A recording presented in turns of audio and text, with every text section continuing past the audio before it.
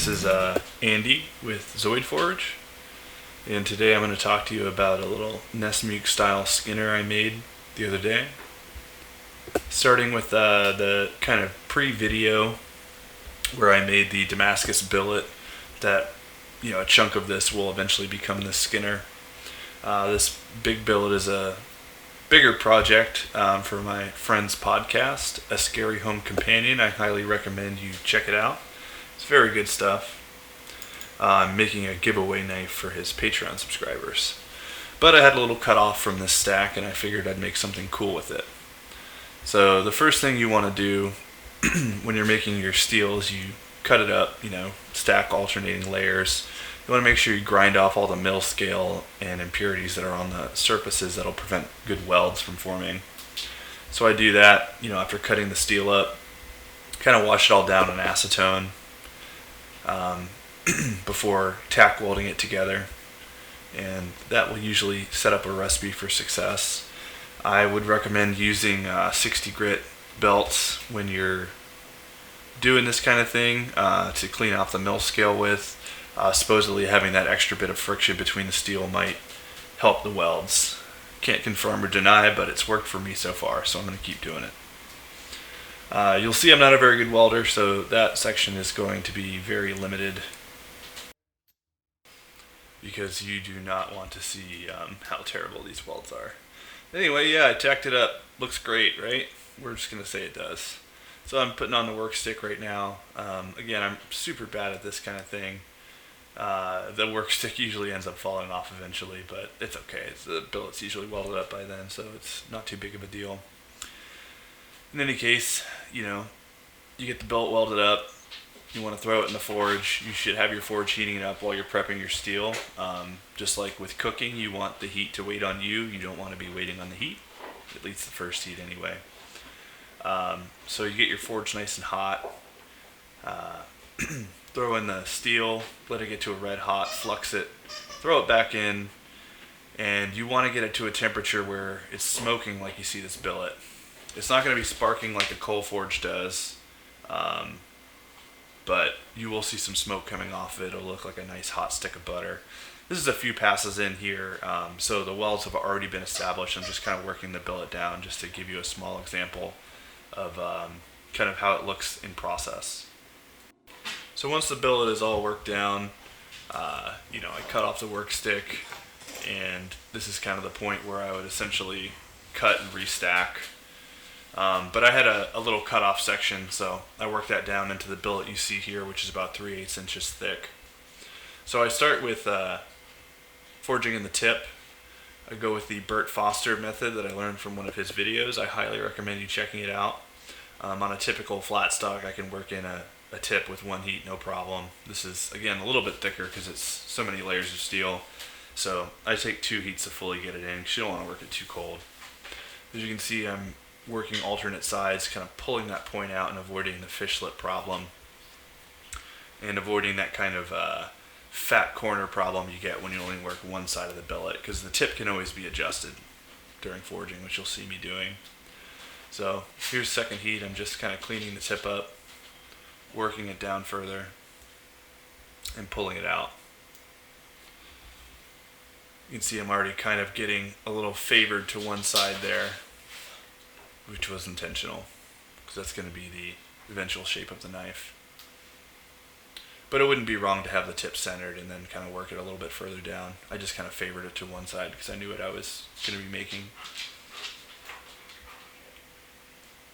You might hear my dog in the background, by the way. So now I'm cutting in where the choil is going to go. My camera angles suck here. This is my first video, so bear with me here. But essentially finding a sharp corner on the anvil to establish where the handle ends and the blade begins. And then again, another bad angle where I was checking it to the horn, but it's really not big enough. So I'm just going to work down one small section of that handle just to get it in while the heat's good on it. Then I'm going to attack that choil again on the next heat.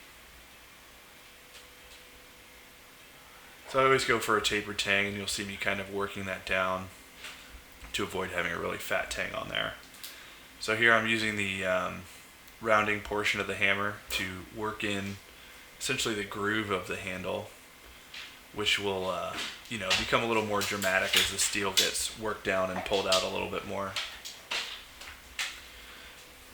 And here I'm using the horn of the anvil against, essentially, you can see that curvature there, which I was just hitting straight on with the hammer. I now have against the horn of the anvil, just kind of pulling that handle length out a little bit.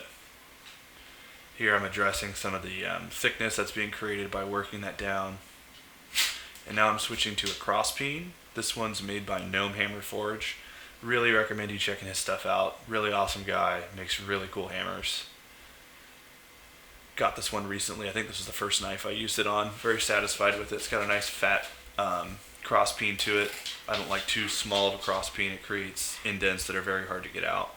But a nice gradual fat one is kind of like a drawing tool essentially. So I'm just drawing the length out in that handle a little bit. And you'll see me continue to do that, going between the cross peen and the horn of the anvil.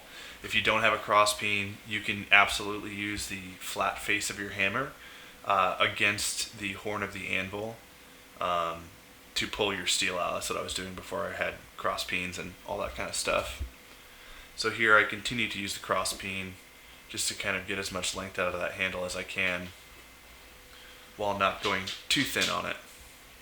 Here I am working it down, same side against the anvil there. If you go, the closer you get to the anvil on that horn, the fatter the radius is going to be, so the less dramatic your drawing effect is going to be.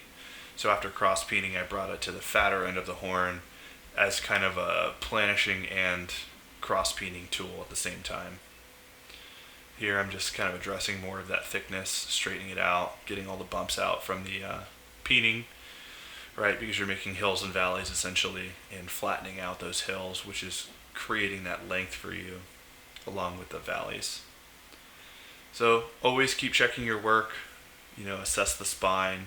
That'll really give you a good indication of your thickness, unless you're really favoring on the bottom portion, which you shouldn't be. You should want to work your handle evenly. Then I give it a little pass through my Coal Iron Works press. Love this thing. I used to use a flatter for this. I still have a flatter. You'll see me use it later. But when it comes to just straightening out and kind of helping work in a taper, it's so handy. So now I take the choil area to, you see a chamfered section there on my anvil. I used to open that up a little bit more, enough to fit on the tip of that horn of the anvil, which again, I'm sorry for the camera angle here, you can't see it. But basically just kind of opening that little finger well up a little bit. It's not going to be a dramatic, huge finger well because this is a smaller knife, but just something to hook the crook of your finger into when you're using it.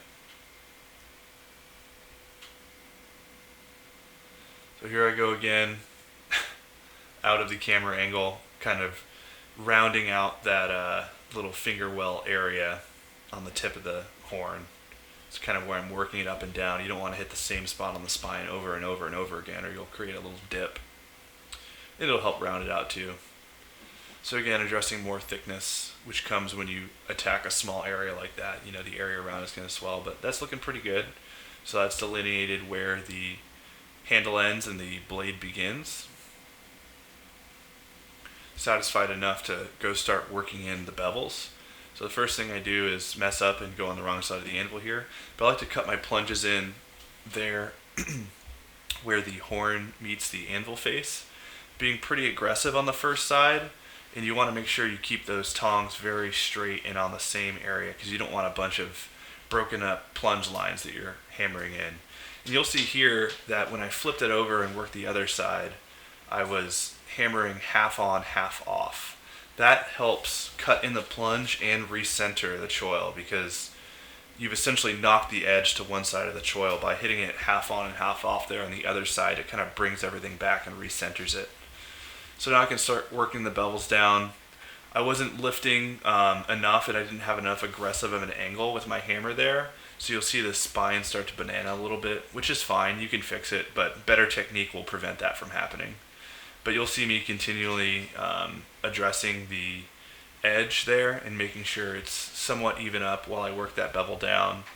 And addressing the edge also will help address the spine a little bit. You'll see it get adjusted. But it looks really ugly right now. It will look less ugly soon. But continuing to work down those bevels, trying to work it evenly on either side. There I'm getting a little bit better of an angle there, so it actually bananas less at this point. Because when you forge at the right angles, you should have very little spine movement. Here, just working down the edge and beveling it out a little bit further. I'm still preserving the thickness near the tip right now because I'm going to pull that out into a nice belly, which you'll see. So I'm just knocking it down just a little bit, but keeping it pretty thick overall.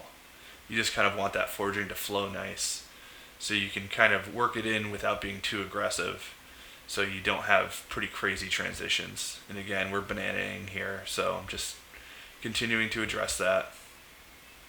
And you'll see me fix the point here on the horn, I think on the next heat, which is going to bring that drop point back in. Yep, here we go.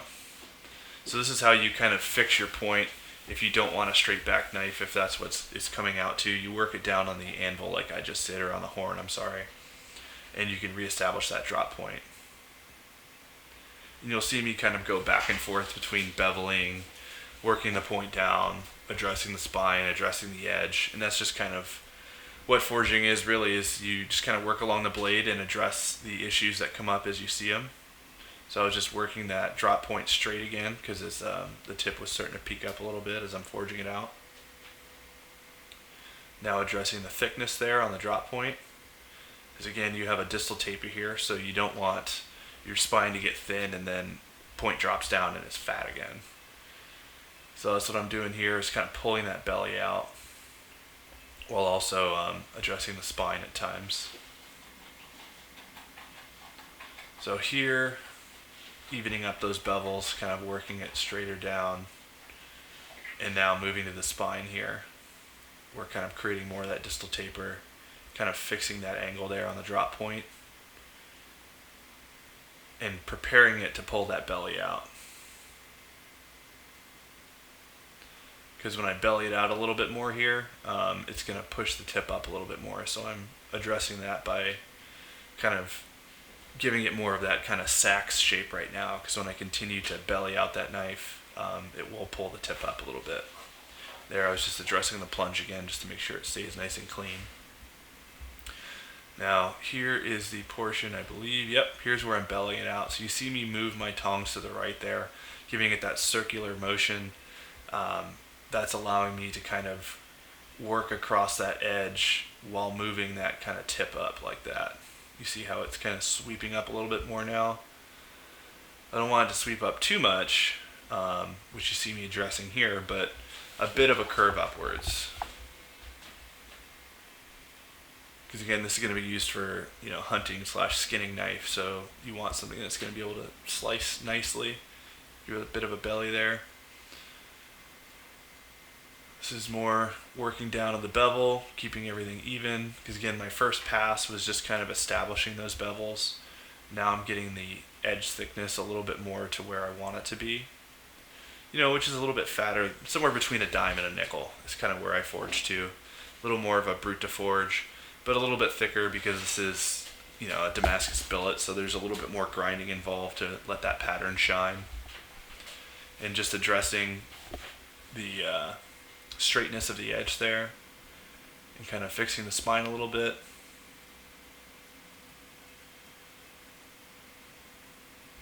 And now I'm kind of helping work that upsweep into the blade, because when I hammer down on the spine there near the tip, that's going to push it back down again.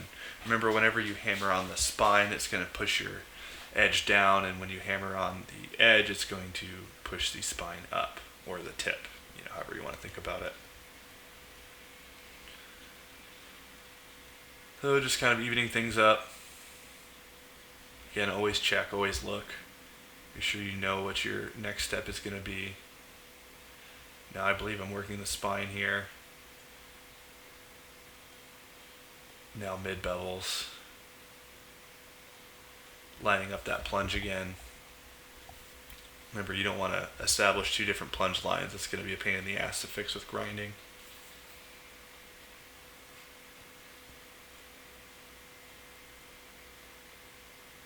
Again, working down that plunge on the other side now, just to make sure it's kind of even on the blade.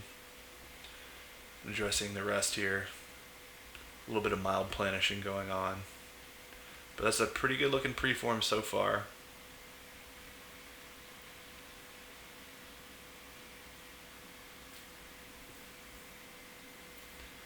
So next step, I found a little divot that actually came from the Damascus billet forging process from where I stretched the steel out. So I'm using a flatter to try to pull that dimple towards the top of the steel. Dimple's facing down, facing the edge of the anvil here. I'm checking to see if it pulled up, and it did. It was just a little bit deep from fullering, essentially. So using that flatter is a really good way to work out some of those dimples without being too dramatic. You could do it on a press, but then you are reducing the entire thickness of the knife, whereas a flatter kind of lets you address that in a more controlled fashion. Here I'm planishing, that's why I'm kind of hitting it softer at a lower heat. You shouldn't leave your tools on your anvil. FYI, it's bad practice.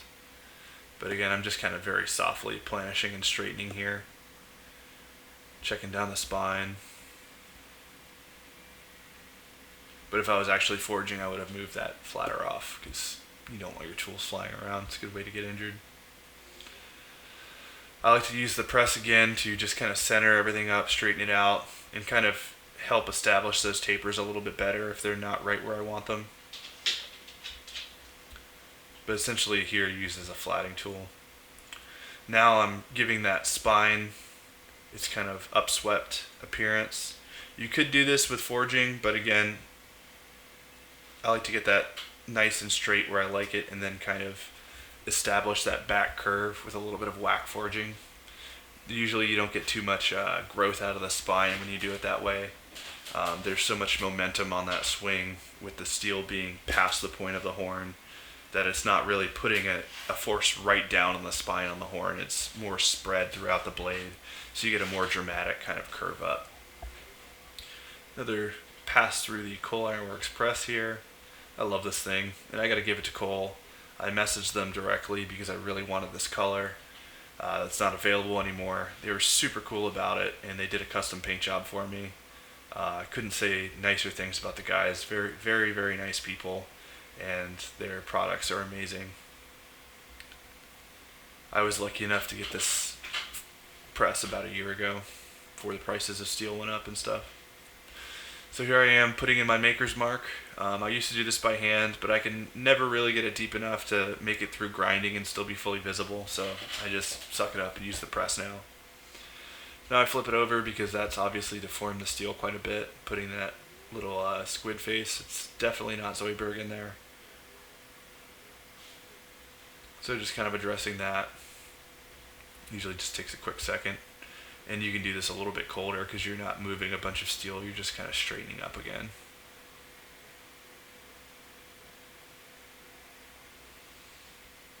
And that's very minimal grinding brought us to this point. You can see that that edge is a little bit thicker because again, want to be able to grind plenty to get that pattern out. Got the handle holders, the pinholes drilled already. There's my maker's mark. It's turned out to be a really good shape. Pretty satisfied with it. Nice little everyday carry size blade. Next, oh yeah, you can see a little bit of the pattern there already, which is really cool with pattern welded steel. You can see it after the forging process.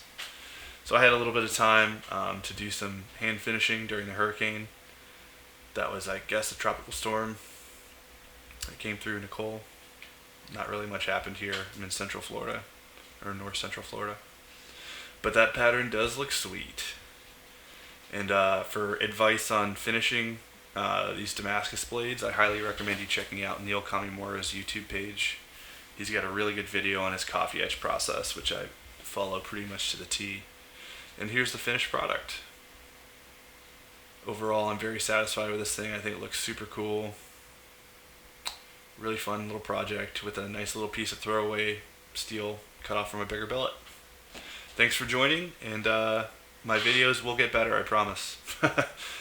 Stick with me and keep hammering. Message me if you have any questions. I'm always happy to talk.